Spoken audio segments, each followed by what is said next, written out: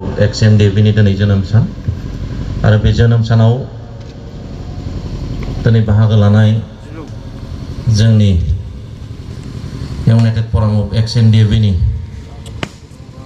मानगोनां आफादगिरि बाहागो लानाय लेङाइ आफादगिरि बाहागो लानो हानाय जोंनि नेहाथारिजों लोगोसे गासै दैदेनगिरि लोगो नोंथांमोन नैबे फिरफिला उरायहोनाय बे हाबाफारिजों लोब्बा लाखिनानै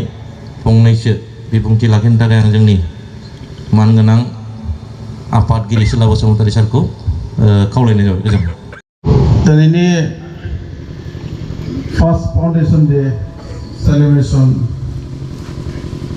इउनाइटेड फराम XNDP 20+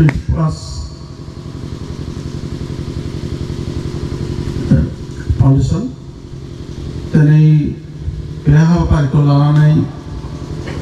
जिहेतु जोंनि नैबे फिरफिला उरायनायाव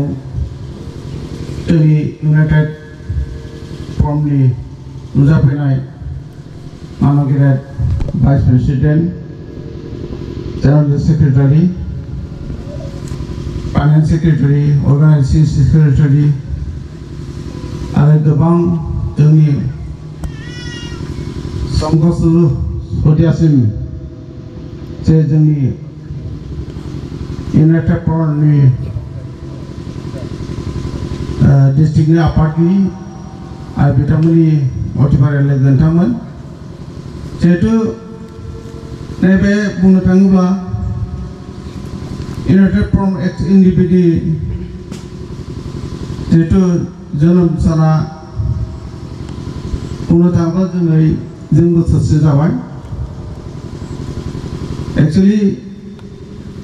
खम बोसोर 1 बोसोरल' जादों। बेनिखाय जोङो दा जे बुंनो हायो बे NDP-नि दिनै जोंनि सेंग्राफ्रा बा जोंनि मावथि लोगो नोंथांमोनहा मोनसे बिराद बे इउनाइटेड फरामखौ जिहेतु दानायनि गेजेरजों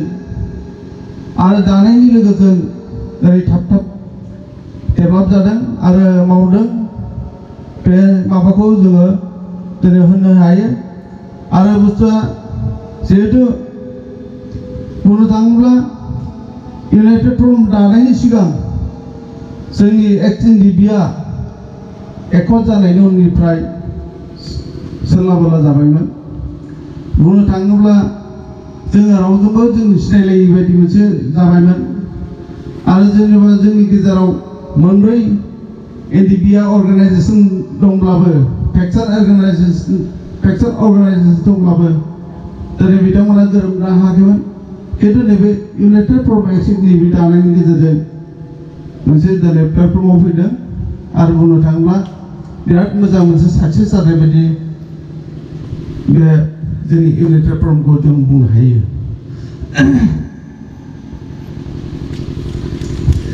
जिखुनु जाया आङो नैबे सुंद'यै फिरफिलानि माखासे माबाखौ आं बुंथि सानदों। जिहेतु जोंहा दा बुंनो थाङोब्ला नैबे फिरफिलाया जोंना गुफुर आरो माखासे सोरगिदिं बेंखनाय आखाइ हमनाय आरो गोजा गाबनि आरो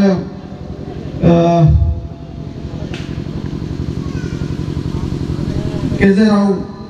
मोननै फारौ बिरनाय आरो गाहायनि गाहायाव गोथां गाब जेनेबा बे फिरफिलानि सुंदे आं सुंद' बेखौ बेखेवना होनि जेनेबा गुफुरनि सोदोबथियानो जाहैबाय गोथार गाबा फोरमायदों गुफुर गाबा फोरमायदों जे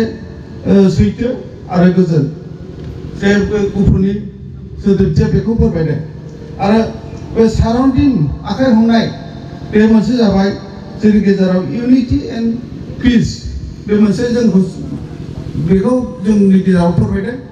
आरो जाहा गोजा गाब दङ बे गोजा गाबा जाहैबाय जे फुंबिलिनि गेजेराव सान ओंखारनाय बायदि मोनसे साराउन्डिं मोनसे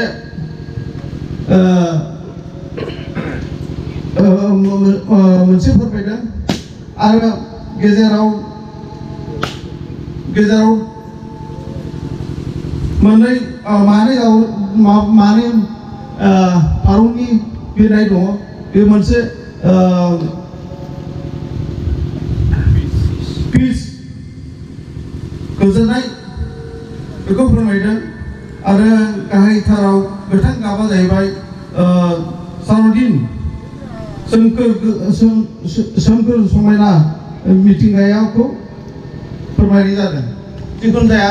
बे फिल्मनि ओंथिया बेनो जिहेतु माने जोंनि बे XNDP जोंनि इउनाइटेड फ्रन्टखौ बे माबाजों दिनै फोरमायनाय जादों आरो आं बेखौनो बुंबाय जिहेतु दिनैनि बे फिल्म बिनायखौ एसेयावनो आं गोजोननायजों लोगोसे गासैबो जोंनि दैदेनगिरि आरो जोंनि मावथि सांग्रां लोगो नोंथांमोन आरो लोगोसे बेवहाय नुजाफैनाय जोंनि रिपर्टार बिथांमोनखौ लानानै आंनि सुंद' बिबुंथिखौ एसेयावनो दोननाय जाबाय गोजोनथों। बोसोरसे आबुं जाबाय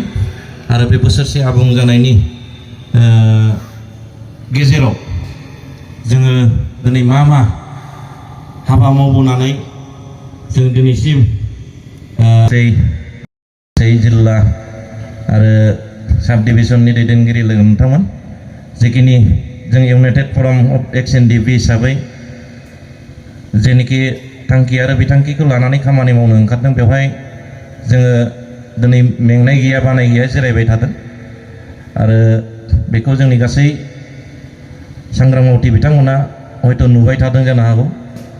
दैदेनगिरिफ्रा माबायदि दिनै नाजानाय थादों दा बेवहाय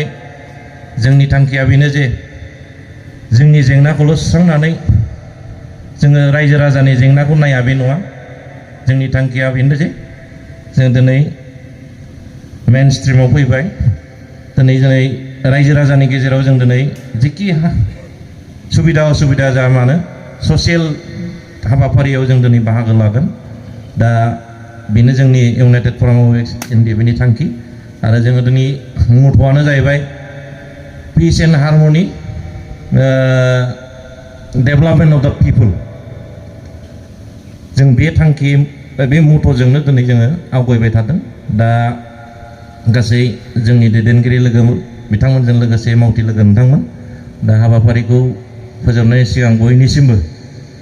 बाहागो लानानै दिनैनि फुंबिलिनि हाबाफारिखौ जाफुंसार होनायनि थाखाय आङो बयनिसिमबो साबायखर बावनानै दिनैनि हाबाफारिखौ बेखिनियाव फोजोबथ'बाय आरो दान्दिसे उनाव जोङो अपेन सेसन बायदि मोनसे सावरायलायगोन दा बयबो बाहाय बाहागो लाबानो जाबाय गोजोन्थों।